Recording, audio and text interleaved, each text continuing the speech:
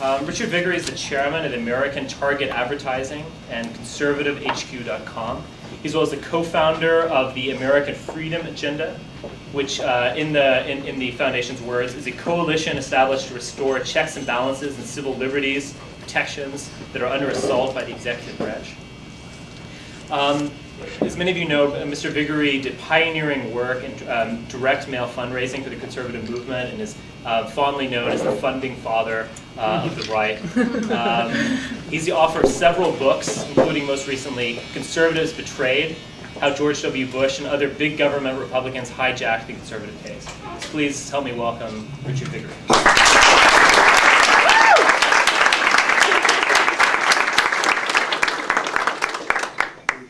Funding father title came from just down the street, Morton Blackwell. And,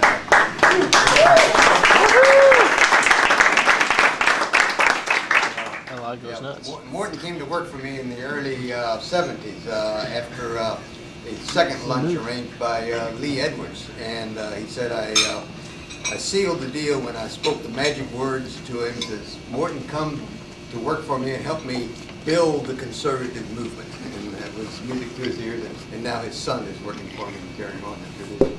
I don't know if I've ever seen anybody do this before, but before I say what I plan to say, I want to digress at the beginning. And the first thing is, Richard referred to kind of, these are downers. He had a number of things there that were kind of discouraging and disheartening to us. And we're all going to talk about a lot of those things tonight, and it's all true. But there is hope in a way that people like myself and David Franke, who got me involved in the conservative movement in the late 50s, he and I wrote a book called America's Right Turn about 3 or 4 years ago, where we chronicled for the first time the important role, the critical, indispensable role perhaps, that the what I call below the radar media, the new and alternative media, direct mail, talk radio, cable television, the internet, all of that was indispensable in terms of building the movement. There'd be no conservative movement. There'd been no Ronald Reagan presidency. There'd been no Republican takeover of Congress in '94 without the new and alternative media. Level the playing field.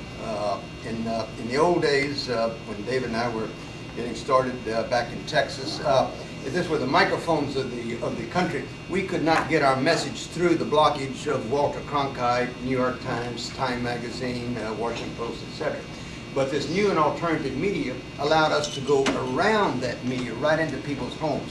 And we have that now. We didn't have that back in the 60s and the 70s. So we have power now, resources, assets that we couldn't conceive of them back in those days. Where things are dark, we have the opportunity and the tools, and I'll talk about that, to take charge of our destiny. In the second digression here, we're going to talk a lot about the relationship with the Republican Party, and maybe we'll talk about the religious right and this group and that group.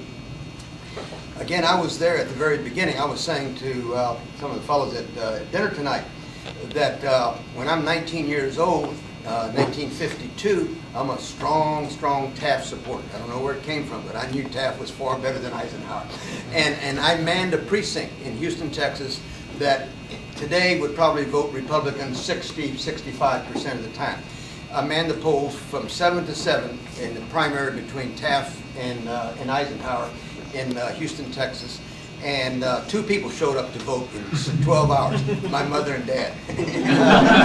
So my Taft credentials go way back. But the point is that in those days, the conservative movement basically sat on a one-legged stool, and that was national security, anti-communism. Before we were anything else, we were anti-communist. Then we added the economic leg to that stool. And all through the 60s and 70s, we would get 40–45% of the vote. Not very often would we get 51%. But when we added a third leg to that stool, then we began to get 51, 53, and 55% of the vote. Many of my libertarian friends, my big business friends, I don't have many of those, but some, they don't like, this group or that group. I say, fine, let's take them out of the equation.